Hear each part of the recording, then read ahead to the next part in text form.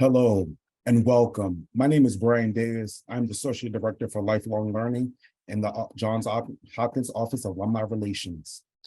Thank you for joining this afternoon's Alumni Author Book Talk featuring Dr. Katherine Harvey for a discussion of her book, A Self-Fulfilling Prophecy, The Saudi Struggle for Iraq. Following the presentation, I encourage you to ask questions in the Zoom Q&A located at the bottom of your screen. We will do our best to respond to as many questions as we can. It is now my pleasure to introduce our moderator, Bill Kirst. Bill has a bachelor's degree from Johns Hopkins University, class of 2000, and a master's degree from Georgetown University. Bill currently sits on our Johns Hopkins University Alumni Council and Board, and also a member of the Association for Change Management Professionals. He has worked across a breadth of industries and has a dozen of clients to achieve transformational goals. Bill's passion for creativity and innovation runs over into his podcast, Coffee and Change, where he and his guests share insights on managing change in their daily lives. He is also a creative writer, storyteller, and polyglot, having studied 6 languages during his international travels. Bill is currently based in Seattle. He is a U.S. Army veteran, having served over 10 years as a Reserve Army officer. Thank you, and Bill, thank you for joining our moderators for today. Thank you, Brian. I appreciate the intro and the welcome. It is my honor to be here to host this conversation with a fellow alum, an author, and fellow veteran. So I am proud to introduce you all to Dr. Katherine Harvey, who is an adjunct professor in the Security Studies program at Georgetown University, where I got my master's degree. She currently teaches classes there on military strategy and the Persian Gulf security. She holds a PhD in Middle Eastern Studies from King's College, London, and is the author of the book we'll be talking about today, A Self-Fulfilling Prophecy, The Saudi Struggle for Iraq. This book looks at the relations between Iraq and Saudi Arabia in the years after the 2003 invasion of Iraq.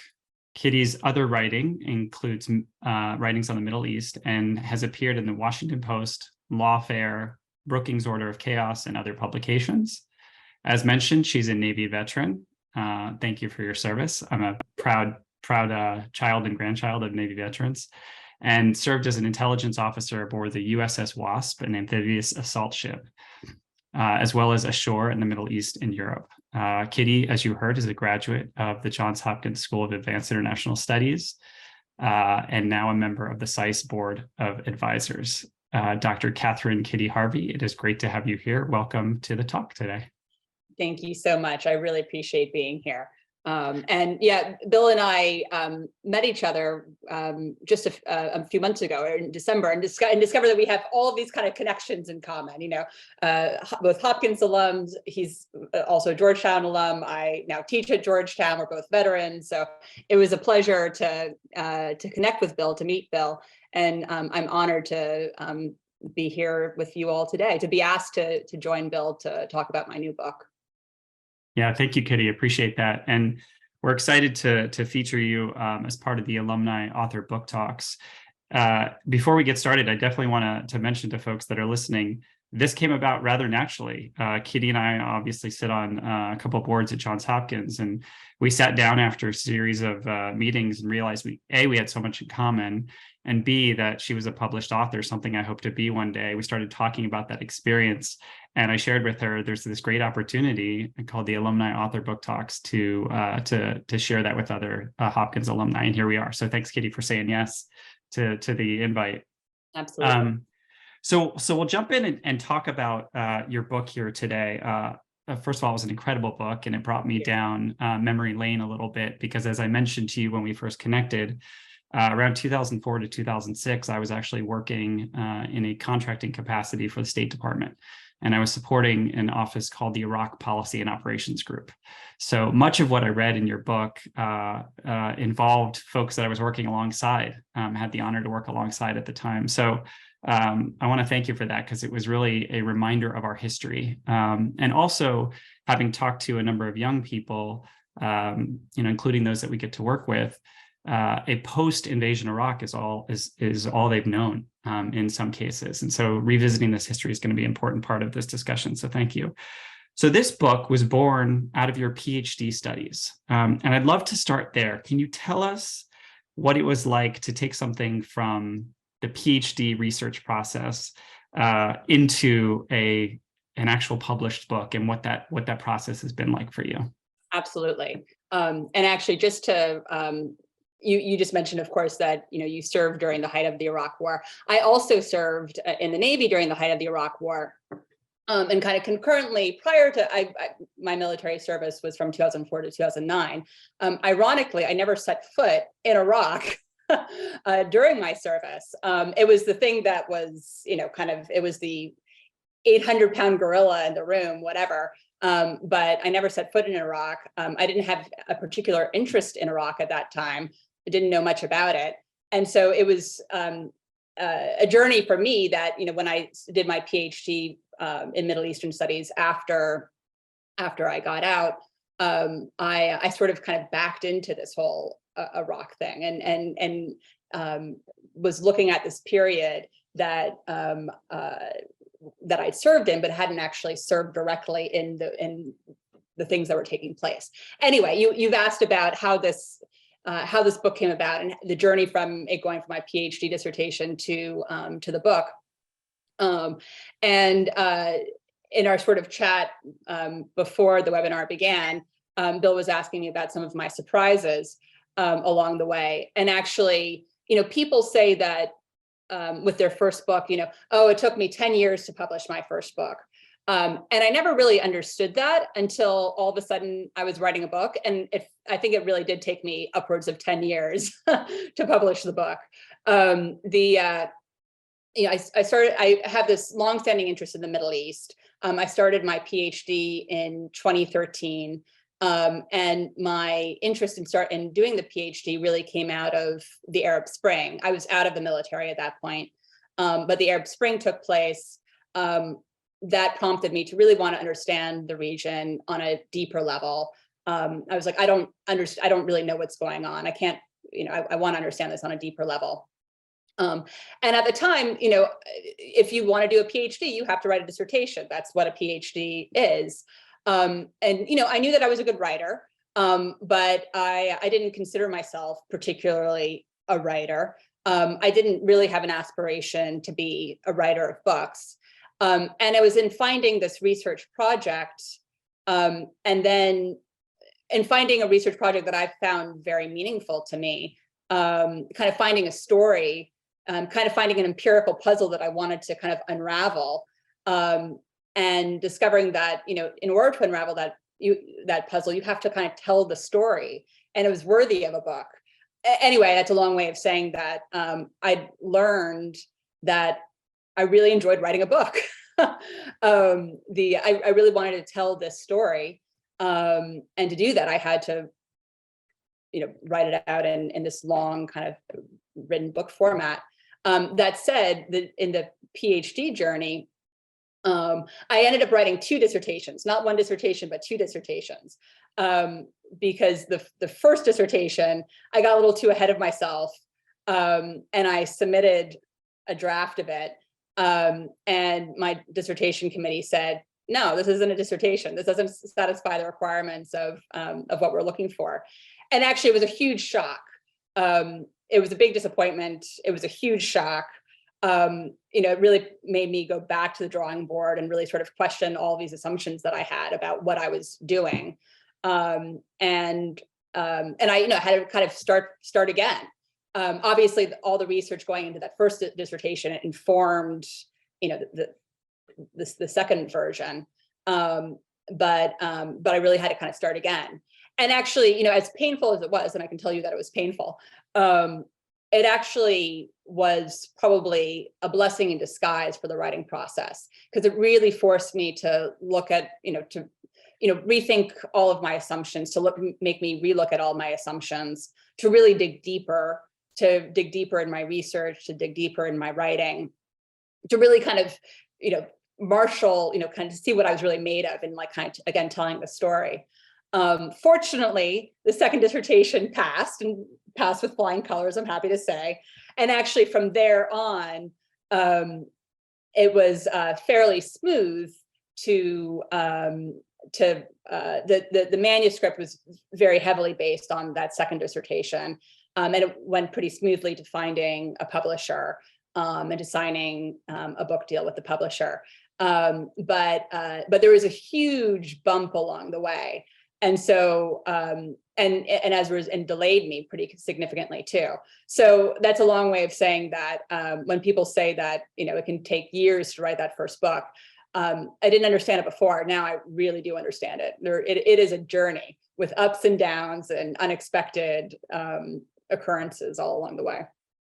Well, congratulations on navigating that journey and all of those challenges. I think it goes without saying to anyone that has published, always has some pretty impressive tales, right? Of adventure, of setbacks, of faith and reassurance and purpose to keep going. So congratulations on that. One of the questions I thought about, and even your background reminds me of it, right? As you've got that beautiful image and your book behind you. This book, as I was reading it, it struck me that this book could be a textbook that is filed in two different sections of a bookstore. One would be filed under political history. Yeah. The other would be filed under human psychology. Yeah. And that surprised me. And I really enjoyed that portion and that surprise of the book. So did you expect that going into writing this book, that it would essentially have two tales and two lives to it? No, and no, I didn't. And really in my research, I would not have been able to kind of make this story up. And to kind of elaborate a little bit more for viewers, what the book is about is, after the United States, after we invaded Iraq in 2003, prior to the invasion, the Iraqi regime was dominated by Iraq's Sunni Arab minority. Iraq has a Sunni Arab minority and a Shia majority. We invaded and we implemented a democratic system. That was something entirely new in Iraq. Obviously, it's a flawed democratic system, but it is in fact a democratic system. And that naturally allowed Iraq's Shia majority to rise to power. Now, long story, very short, the Shia had effectively not been in power in the Arab world in close to 1,000 years. And so this was something enormously strange for the Arab world, for Iraqis, but for the broader Arab world. And what I discovered at the outset of my research was, I kind of assumed, Iran has a Shia majority. There's sort of a common belief that, Arab Shia are typically with Iran. I was certainly of the view, that was sort of my view as well. I have to admit, I personally, I didn't know that much about the Arab Shia. I now know a lot more about the Iraqi Shia. And I was of the view that, okay, post 2003, a Shia-led Iraq was sort of naturally aligned with Shia Iran. And what I found at the beginning of my research was that actually, very quickly after the invasion, Iraqi Shia leaders, Iraq's new leaders, were reaching out to Saudi Arabia, its Sunni neighbor, and saying, we want better relations with Saudi Arabia. And we see Saudi Arabia as our gateway back into the Arab world, and we want to develop a relationship with Saudi Arabia. And meanwhile, the Saudis were sort of nowhere to be seen. There was no reciprocation on the part of the Saudis to engaging with Iraq. And that really confused me. Why were the Saudis so standoffish to the new Iraq? And so that's a long way of saying that so on the one hand, as you point out, Bill, I kind of tell that story, that kind of political history story of why the Saudis chose not to engage and such. But in order to understand why the Saudis didn't engage, you really have to look at kind of how the Saudis perceive the situation. And I discovered, again, in kind of trying to tell the story, that you can't tell the story without really exploring perception and misperception. And because the basis of the Saudis' decision not to engage with Iraq was all as a result of a misperception of what was going on in Iraq. And we like to think that we're rational beings. We're not nearly, this goes for every single one of us, myself included, we're not nearly as rational as we'd like to think. And our political leaders are not nearly as rational as they'd like to think. We're flawed human beings, and we perceive our world, through the lens of our biases. And we all have them. And so to really understand why the Saudis made this decision, and I argue in the book of this, long story short, that this decision was an inappropriate decision. It was a miscalculation that led to a self-fulfilling prophecy, blah, blah, blah. And to really understand why the Saudis were doing this, and if you read the book, you're like, you want to shake the decision makers and say, open your eyes, open your eyes, like listen to what these people are telling you, kind of change your, take a look at what's going on in Iraq at that point. You can, to really tell the story, I could only do it by really exploring the intense role of misperception, and how misperception can have a really powerful impact on our decision making. And how we shape our world through the decisions that we take. We shape our world. And so, as Bill points out, the book could really be filed under those two headings. I like to, so it's about this very kind of Middle East story, but in its largest, in sort of in the broadest sense, the book is about a decision maker taking a decision based on misperception and what the ramification of that was. Yeah, and I think one of the things that really stood out to me, that's something that's universal to the human experience, that you really spotlight beautifully in this book, is the power of narrative and the power of myth. And so we think, as you described, we think that as decision makers, we think as leaders and politicians, or those people that might be elected to office, that we have the capacity and capability and forethought to be able to kind of separate ourselves from what is myth and narrative. And one of the things that you describe in the book is how, in the case of Saudis' perceptions of Iraq, their fear was very much based on a series of events that you could say probably go back to even Britain's influence in the region, but specifically around the 1970s in Iran. The alliance at the time with Iran and the United States, and under the administration, they went from a $7 million military budget in Iran to an $8 billion military budget in Iran. And it was really fascinating to me to be reminded of that, because much of what the Saudi perception and King Abdullah's perception was based on that fear and that buildup at the time in the 1970s. And so looking at the world in 2003 with an anchored misperception or perception, depending on how you look at it, from the 1970s kind of fascinated me. And you're right, I wanted to shake the pages of this book. In my case, it was a Kindle, so I couldn't do that too much. To say, there's more here than you're willing to allow drive your behavior. Yeah, absolutely.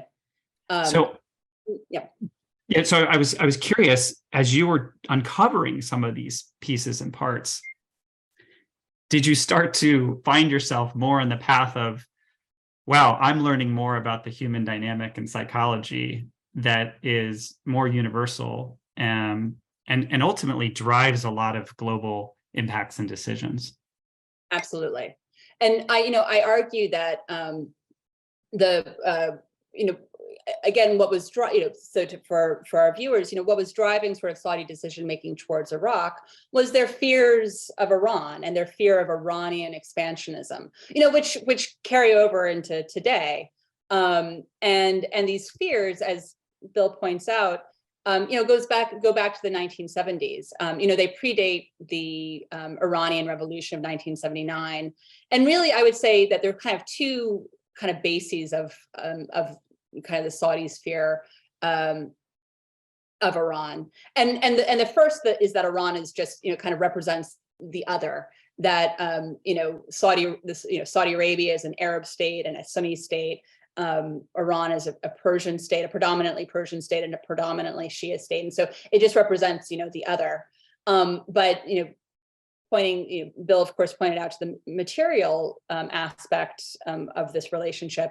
Iran is just so much bigger than Saudi Arabia, and particularly in the 70s, but even still today, Iran is so much bigger, and the Saudis recognize that Iran is so much bigger. And that that it's difficult to compete in that with Iran. Iran, which has historically had much more military power, and so in the book I explore how much of the Saudis' fear about Iran was well based at times. Was definitely well based. You can completely understand where the Saudis were coming from. But then the fear kind of took over, took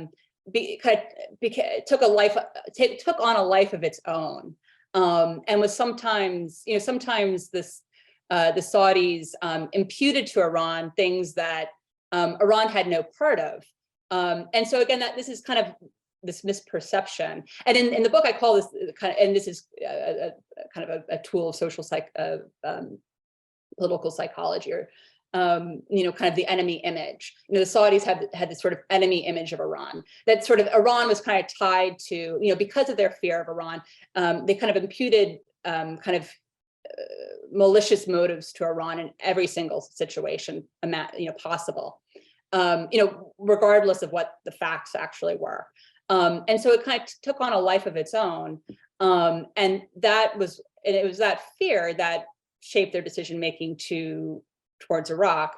And again, you can understand the basis of the fear, but long story short, it didn't lead to formulating good policy. In order to formulate good policy, you do have to kind of step back sometimes and take a deep breath and say, okay, what's actually grounded in reality, Yeah, and I think hence the self-fulfilling prophecy, right? The thing I found fascinating was the biggest fear that one player in this story had ended up coming true because of the way that player behaved. And if we use the analogy of sort of a story, at some point in the book, you're reminded that there are kind of four main characters, right? Yep. Saudi Arabia, Iraq, United States. Absolutely. Some might say Britain in there as well. Absolutely. But what's even more fascinating to me is the secondary characters of all of those. So if people think about those being the four main characters of a story and the arc of the story, we'll now go to the secondary. And so this leads to a question around research and firsthand accounts. You did extensive research for this book, and including a lot of firsthand accounts and interviews with some of who I would call the secondary characters in these stories. Yeah. Many leaders mentioned in the book, many former ambassadors. Who were some of the most memorable interviews that you got to have as part of the research in this book? Yeah, absolutely. And that was, I was doing the research primarily in 2015, 2016, and then a little bit in 2018. And it was such a lot of fun because, I was just piecing, I was really an investigator. I felt like I was an investigator. And I was just trying to gather as much information from as many different sources as I could and kind of piecing it all together. And at some point I realized, I had this, in terms of Americans, I was in a really sweet, I had a really nice position because I was doing this research kind of 10 years after, the people that I really wanted to speak to were sort of on the American side, American diplomats who had been at the height of their career in 05, 06, 07. And a decade later, they were all out of government, so they therefore had more time, were more likely to speak, maybe not for attribution. They were happy to talk to me. And so that was really fun being able to kind of hear their stories. And all of those American diplomats, again, many of whom, are not for attribution, but many of whom are. And for those who read the book, you can see these American diplomats.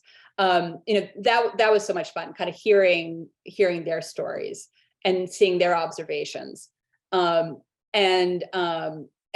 those American diplomats were oftentimes the go-between between the Yes. Iraqis and the Saudis, and that was such a cool experience.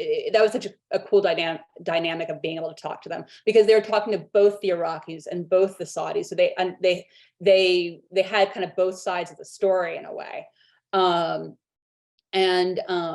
but kind of hands down. So I mentioned this kind of dissertation setback that I had. And one of the things, and it was correct, I did not have in my first draft of the dissertation enough Saudi sources. I had done all this interviewing, but I didn't have a whole lot of Saudis. And the Iraqis are great. The Iraqis will talk to you. Again, maybe not for attribution, but they'll talk. The Saudis are a lot harder. It's historically been just a much more sort of closed society, and particularly kind of the upper echelons of the regime. And so I'd kind of been like, well, who's going to talk to me, and kind of wished it away as a problem. My mistake. When I submitted that first dissertation, my committee was like, no, you really do have to find some more sources. And that was sort of really scary to me, because here I had this tremendous setback, and I was like, okay, I've got to find Saudi sources, but that's not so easy. I can't just snap my fingers and make them come into fruition. Actually, the thing that this was 2018. This was the spring of 2018. I had just come to DC, where I am now. Actually, the turning point in my quest for Saudi sources at that time was the fact that a Saudi journalist named Jamal Khashoggi had just come to town. And I had the honor and the privilege of connecting with him. He was a great guy. I spoke to him twice for my research. And he was really, he was very valuable in terms of the information that I got from him, but he was even more valuable in connecting me on to some really valuable people. And so I will always remain grateful to him. And it was devastating when, a few months after we connected, he was brutally murdered. But hands down, the sort of coolest interview experience I had was in London. I was back in London in the summer of 2018. There are a whole lot of Saudis who hang out in London in the summertime, a whole lot of Gulf Arabs who hang out in London in the summertime. And I had been in touch with Jamal saying, I'd really, is there anybody you can put me in touch with? Because this kind of Iraq wasn't his area of specialty. So who might you be able to put me in touch with who might really know? And he was like, let me get in touch with my friend so-and-so. He's in London right now. Let me see if he's willing to talk to you. And so-and-so was willing to meet with me. And we just had the most fascinating kind of 2 or 3 hour long conversation. It just kind of kept going and going and going. And it was like the stars aligned. It was like I found somebody in the real inner sanctum of the royal family, who, he felt comfortable that I wasn't going to use his name. And he just kind of opened, he opened the kimono, so to speak. And it was kind of like in that time that we had together, he answered all the questions that I had. And it really just felt like the stars are aligning, because I didn't know how to get to that person. Mm-hmm. I didn't even know who that person was. But it was just in sort of keeping at it. The stars aligned in such a way that I found a person who not only had the information that I needed, but was like willing to to tell me, to have that like honest conversation with me. Anyway, that was really cool. That was really cool. And it really felt like the stars just aligned. Yeah. I think, I mean, first of all, just hearing you tell that, like I'm anxious in a good way, because I'm thinking to myself, there's a book within the book, right? Like, where's the book about these meetings and these opportunities to meet people in person? I mean, as you were describing it, and talking about Jamal and other, like, I could see the script. I could see the script in my head. It's pretty amazing. So that, like, to revisit that has to be a very powerful experience. It was so cool. And for anybody, if Bill, you've read the book now, anybody else who reads the book, that source I call the Saudi businessman in the book. And yeah. Well, thank you for sharing that. That's and I love the way you describe it. It's almost like forensics. I pictured in my head as I was reading some of this, because again, the time in which we were both in the military, the time in which I was, contracted to the State Department, I knew some of the ongoings. And so in my head, I pictured Dr. Katherine Harvey in her home in DC with pins in the wall and strings and, connecting this person to that person. And also the part of the map that was Saudi Arabia that has nothing on it because you can't reach anyone. No, right? No, exactly. And this was in 2018 was also, it was right after Mohammed bin Salman had really come to power. It was before Jamal was murdered. But when people were like getting pretty nervous about talking, so it was like, how do you do this? And I mean, you can't just buy, maybe now you can, but certainly at that time, you couldn't just buy a ticket and go to Saudi Arabia. No. So which brings, when you read the book, knowing that in that context, it brings it to life even more, because you realize, what went into it. I'd like to shift gears a little bit and talk about the power of language, if that's okay. As Brian introduced us both, he did mention I'm a polyglot. And so one of the languages I have studied is Arabic, and we're not going to go into it here, but there's a phraseology that is used in the book. Specifically, I think it's a Saudi phrase that's used.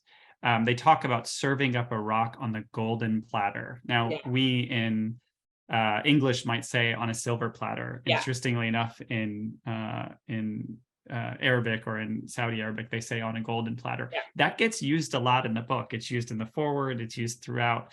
I'm curious if you can talk a little bit about that phrase.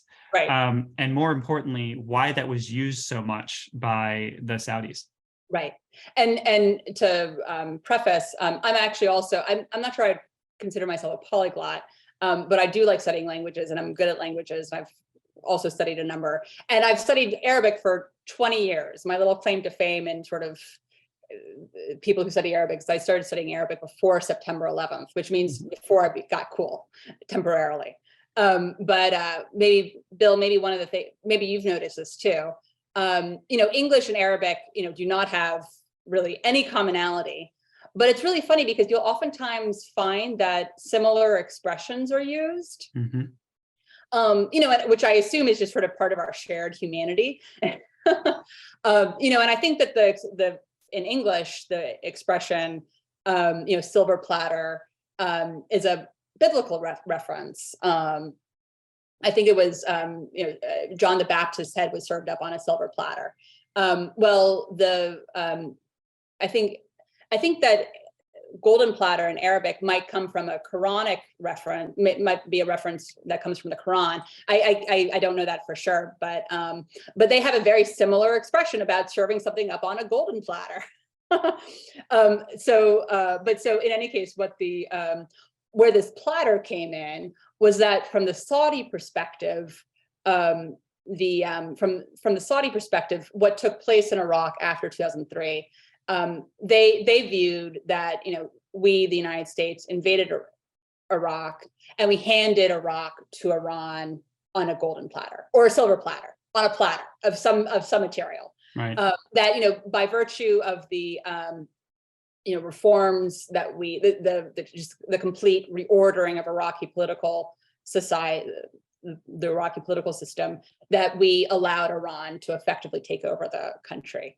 Now, I would argue, based on my research, that was a tremendous sort of leaping to conclusions on the part of the Saudis. But that was really very much their perspective.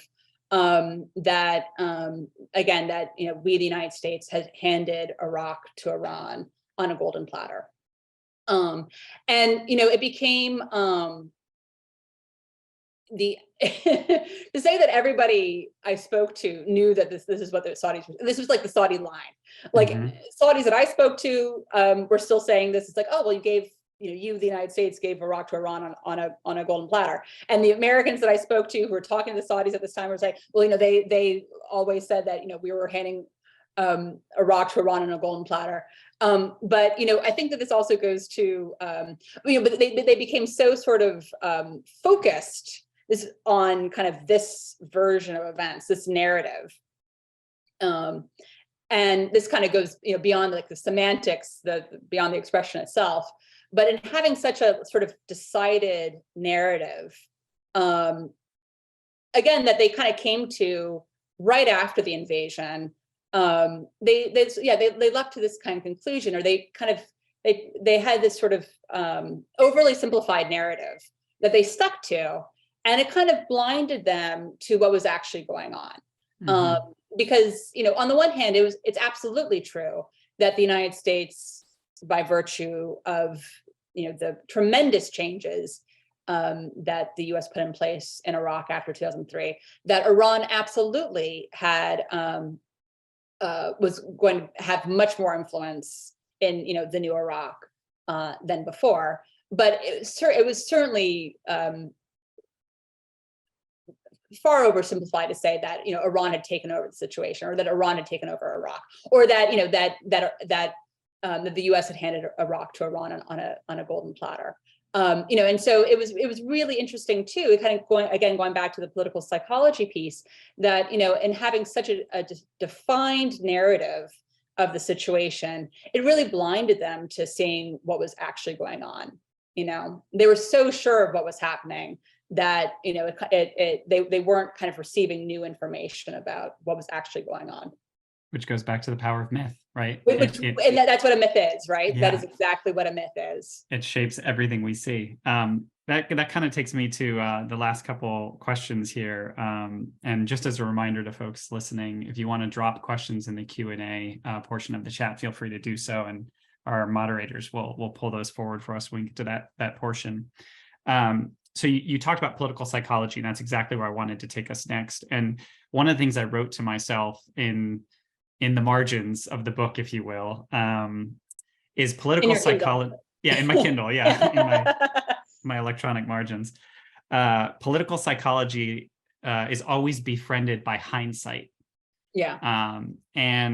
And still, in the era of the world that we're in today, right, in these days, there are many political psychologists that are making strong conclusions about leaders, about factions, about alliances, and when revolutions will take place and uprisings and so forth. So I'm curious, what lessons can leaders today learn from your book? Yeah, that's a really good, if, I kind of conclude the book, I have a sort of a little bit of a plea for open-mindedness, in the book. It goes without saying that policymaking is really hard. And this is something that I discuss with my students, because my students in the Security Studies master's program here at Georgetown, they're all going into the policymaking world. They're not going into sort of academia. They're going to be people making decisions. And as a historian, you talk about hindsight. As a historian, you're kind of naturally you're looking backwards. What happened. You know the outcome of a decision. My students and what we discuss in class is strategy making, and strategy making is necessarily looking forward. And looking forward, it's anybody's guess what's going to be the outcome. And quite frankly, looking forward, it's just a tremendous muddle more often than not. And we do the best that we can. Long story short, policymaking is really hard. What I would hope that people, people who are in positions to make decisions, whether in government or in any field, who might read my book, is the importance of keeping an open mind, that and not kind of leaping to conclusions, not assuming that you have all the information. What's so powerful, what was so powerful to me in my researching this topic and then writing the book was that the decision maker at the center of the book was King Abdullah of Saudi Arabia, who took this decision and effectively wouldn't change his mind. He was the one who created the self-fulfilling prophecy. But his other counterparts in the Arab world, other Arab leaders, they had most Arab leaders had seen Iraq in the same way that Abdullah had assumed that a Shia-led Iraq was naturally beholden to Iran, that this was a common view in post 2003.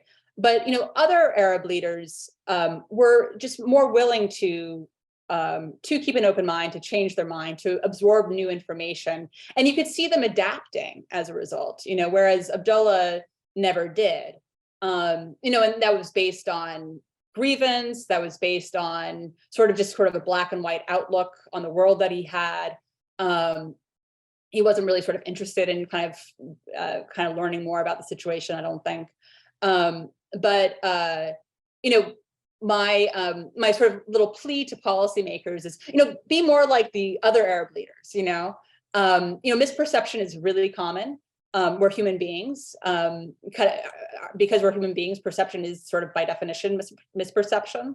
But the decision makers in the story that I tell who did the best were the ones who were willing to absorb new information about the situation and to use that new information to shape their decision making, to add nuance to their policy, to be willing to admit, we didn't have it exactly right, and that's what I would hope is that that this story is a cautionary tale for people to see what happens when you're not willing to do that, when you're not willing to kind of keep an open mind. And what I find even more fascinating is when we talked about the power of myth, right? We think about how myth is used. Oftentimes it's used in a frame as a cautionary tale. Yeah. Right. Yeah. Good point. To guide us. So, I mean, it's a little meta in my head, but yeah.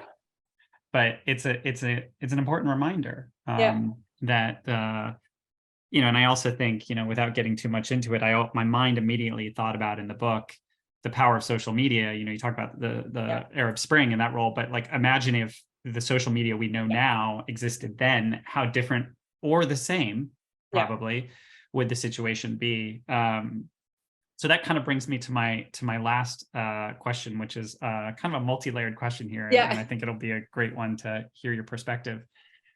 March 19, March 20 is the 20-year anniversary of the invasion in Iraq. I understand that you are returning to Iraq in March.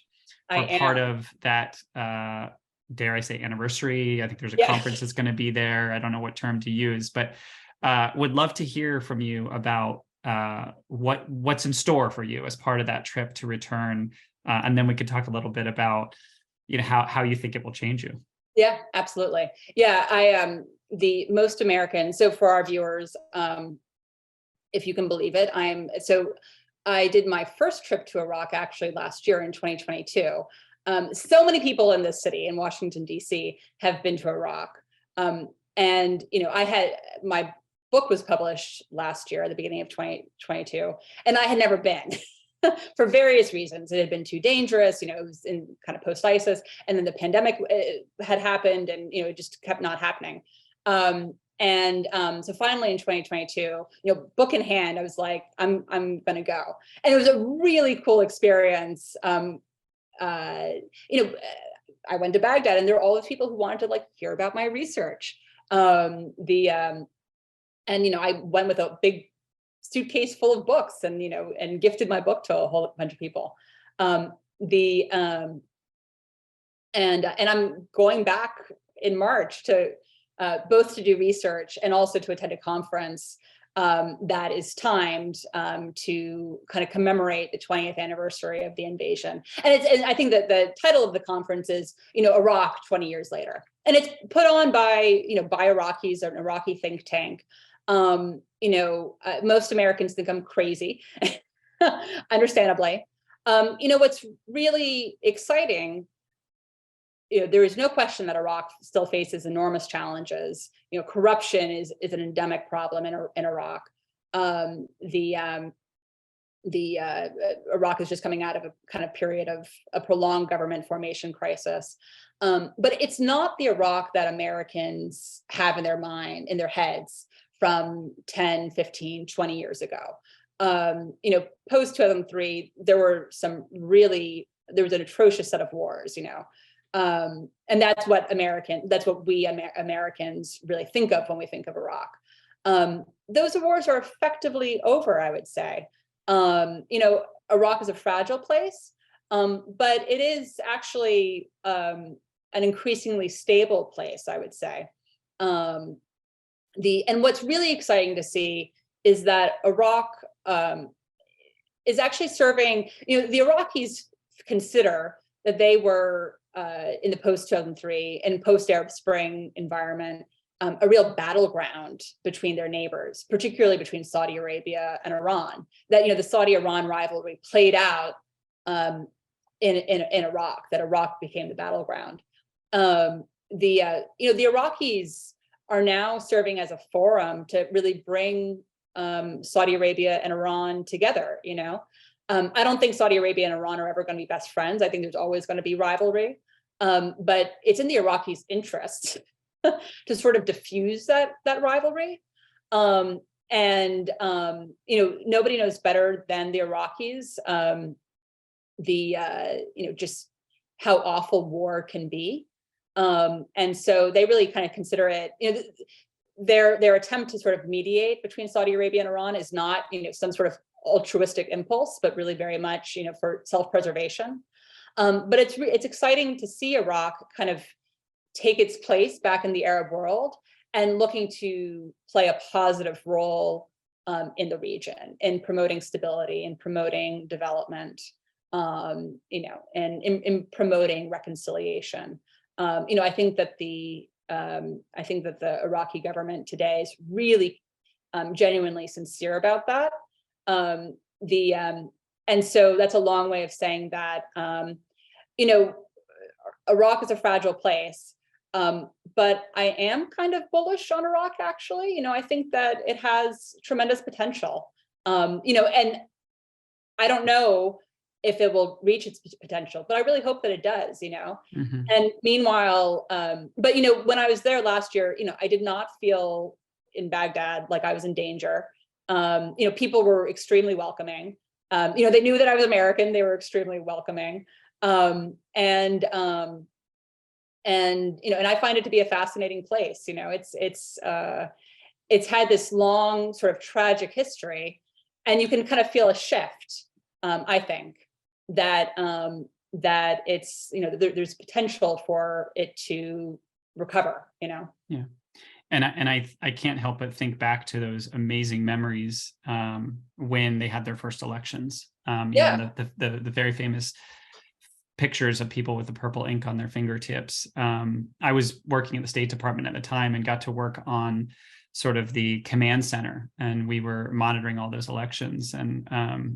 I can't help but think that some of the citizens feel that, that was the birth of their new country at that time. So this 20th anniversary probably has some element of that to it. And it's not too dissimilar, I would imagine, to what maybe some Ukrainians feel, when they think about 2014 and the revolution happening there. Absolutely. Which I think is important to remember. So I'm very excited for this trip for you, and hopefully in the future, after you have that event, we can come back in some form or fashion with the alumni channels and share your expertise, which would be amazing. Let's shift over to some of the questions that are coming in. We got a great question that I think kind of picks up right where you and I left off. And the question I'll read here, history is full of events where we said like hindsight is 2020. Do you see any specific current world events or conflicts today where the lessons of 2003 can help us articulate, what could or should be the impact in our world in 2023, both for the U.S. and for world decision making, based on where we're at in the moment? Well, I will say, I hope this answers the question. In the book, I talk a lot about kind of enemy images, as I was kind of mentioning before. When we just assume that our kind of an adversary country is, malicious and has malign intent, and anything that it does is, derives from its malign intent. It just becomes, this assumption that kind of takes over everything. And what can oftentimes happen, and I discuss this in the book, is that this leads to kind of a conflict spiral. We only assume that the adversary is malicious, and therefore we, it kind of puts us on an enemy footing, and a conflict spiral results. And I say that that's what took place with Iraq and Saudi Arabia. Interestingly, I would say it's also what kind of took place between Saudi Arabia and Iran back in 1979. The Saudis, after the Iranian Revolution, were sort of initially trying to conciliate the new Islamic Republic, the new Iranian regime, whereas Ayatollah Khomeini, who was sort of the foremost leader of the Iranian Revolution, only denounced the Saudis in sort of the most, kind of lurid of terms. He was not interested in conciliation at all. So the Saudis had been, trying to conciliate Iran. The Iranians completely rejected the Saudi conciliation, and it really put the Saudis on the defensive. And that was kind of, I argue, one of the real kind of roots of this sort of Saudi kind of sense of fear that they had for Iran.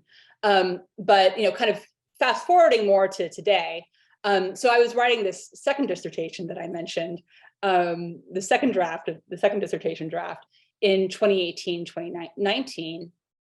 And that was the period of, here in the United States, our maximum pressure campaign in, putting maximum pressure on Iran. That the Trump administration made the decision to leave the Iran nuclear deal, the deal that had the Iran nuclear deal. I think that Trump left the deal in May 2018. And then for the rest of 2018, particularly in 2019, there was this conflict spiral that took place, with Iran. I will not say that Iran by any means is a benign actor. That's definitely not my argument. But I was also, as I was kind of writing about the enemy images and kind of like the negative consequences of enemy images, just assuming that adversaries have malign intent. What was going on in world events was the maximum pressure campaign. And I was, kind of just like, again, kind of trying to not pull my hair out, because, I kind of saw the same thing, the same dynamic taking place, that, Iran, not a benign actor, but, had been complying with the nuclear deal.